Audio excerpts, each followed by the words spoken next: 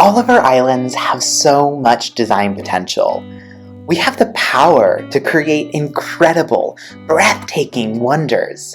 Hundreds, thousands of islands are already so beautifully designed that they leave us in awe.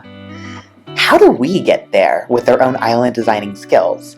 What can we do to build our islands into the next level of the Animal Crossing world? Hey everyone, and welcome back. I'm Alvin of Alvin Inc., and today I'm going to share with you everything you need to know about how to plan out your island to take it to that next level. I'm using these steps myself to plan out my new island, so come along and learn with me. Let's get into it. Step 1. Pick a theme, any theme. Fairycore, Cottagecore, Kidcore, Junglecore, whatever. The list goes on, and there are so many amazing themes to choose from. But wait a second. What if all of your ideas are a bit too complex for just one island theme? Then what do?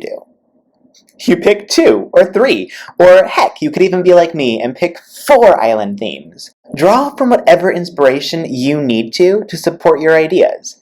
However, if you're a newer player to the game, I do strongly encourage you to stick with just 1 or 2 themes, otherwise designing could start to feel a little bit overwhelming. I myself have chosen to draw inspiration from Fairycore, Desertcore, Mountaincore, and Junglecore. The greatest benefit of having chosen an island theme, more of you, is that they add a level of cohesiveness to your island because they basically act like a guide for how you terraform and decorate. You can absolutely still make a glamorous, stunning, Beyonce vengeance explosion of an island without a theme.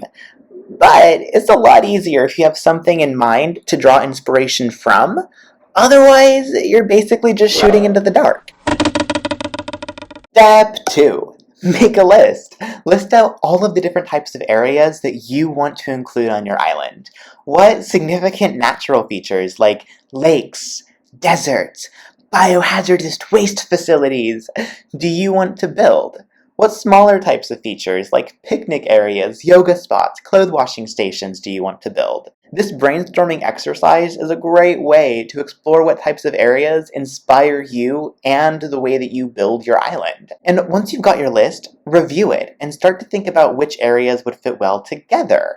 It may not make the most sense on your island to build, say, a chess game area in the middle of a swamp, but maybe it makes a lot more sense to build a chess game area next to a calming waterfall near the beach. An additional benefit of writing a list is that it can help you to better plan out the flow of your island and define how large your areas would make sense to be.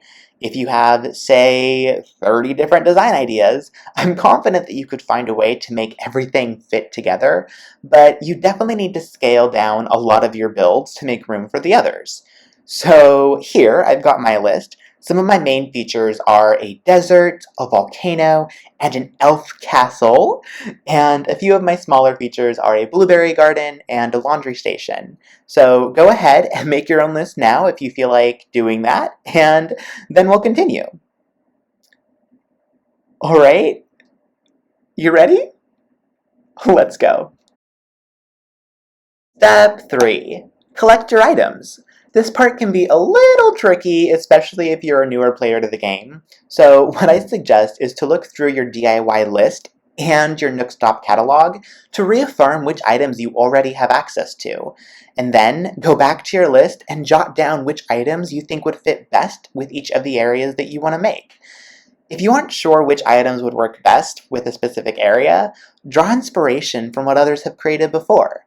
Here on my channel, I put together comprehensive guides of items that are often used on Fairycore, Cottagecore, and Kidcore islands.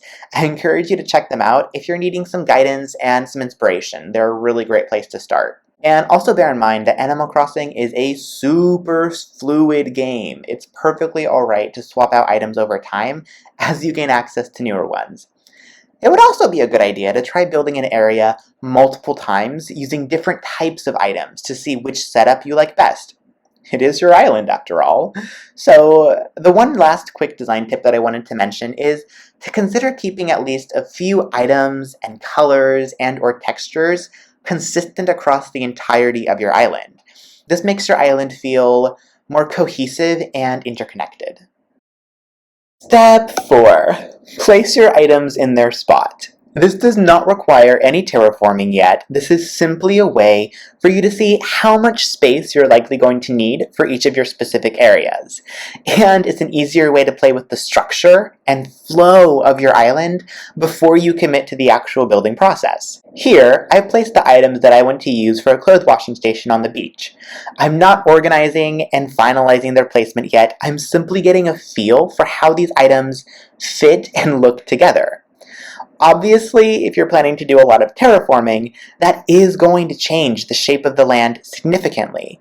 But this is still a very useful technique to ensure that you keep in mind how you want your island to flow and the sizes and shapes of your areas to make sure that you can fit most of what you want. It's also a great way to see how different areas look next to each other. Do they look appealing together? Or should you maybe move some areas around to get a better flow and aesthetic appearance? Step 5. Build your island! But since terraforming can feel time-consuming and tedious, especially if you find yourself continuously changing everything over and over and over again to accomplish the flow and the look that you're looking for, I suggest you try out Island Planner. It's a free 3D software developed by Bobacupcake, and this is not a sponsored video. I just really love the software, and it's helped me so much with nailing down the designs for my island.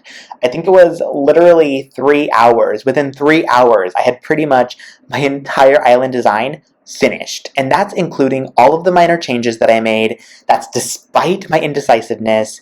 And it just felt really good at the end of all of that to have a proper visual of how I want my island to look like. It took so much less time than actual terraforming itself, and it's so useful during the beginning of the game, before you've unlocked terraforming. This way, once you have access to your little builder's hat and terraforming shovel, you'll have so much more clarity and direction for where to start and what to do. Obviously, you don't have to follow this step to build the island of your dreams, but it was extraordinarily helpful for me, and it's free, so I'll leave the option open to you. Thank you so much for joining me today, and I hope that these 5 steps helped you to get a better understanding of how to step up your island design. Remember that Animal Crossing is just a casual stroll in the park. It is not a sprint. Take your time, find what works for you, and work it. You've got this. I'll see you in the next one. Bye!